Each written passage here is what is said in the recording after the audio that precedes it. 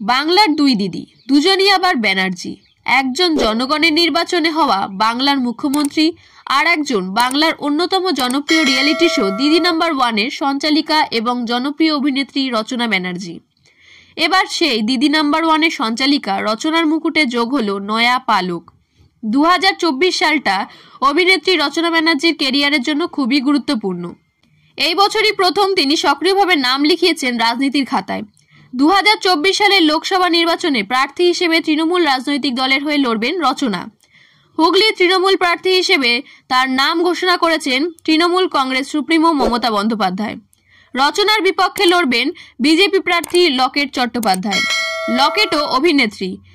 10ই March দুপুরবেলা সেই খবর সকলের কাছেই পৌঁছে গিয়েছে। ভোটে তিনি জয়ী হবেন কিনা এখনই বলা কঠিন, তবে তিনি যে বছরের পর বছর হাজার হাজার দর্শকের মন জয় করে নিয়েছেন তা আর বলার অপেক্ষা রাখে না। রচনা একজন সফল অভিনেত্রী, তিনি একজন সফল সঞ্চালিকা, কিন্তু একটা বিষয় নিয়ে নিজেকে 0 নম্বর দিতেও পিছপা হন না অভিনেত্রী। সেখানেই যেন ফুটে উঠেছে তার সততার পরিচয়। কর্মক্ষেত্রে অসম্ভব সফল হলেও রচনার ব্যক্তিগত জীবন ততটা সুখের নয়, যদিও এর জন্য রচনা বরাবর নিজেকেই দায়ী করেছেন।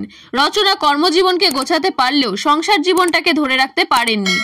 দুবার নাকি বিয়ে করেও সংসার জীবনে অসফলতাকেই দেখেছেন অভিনেত্রী।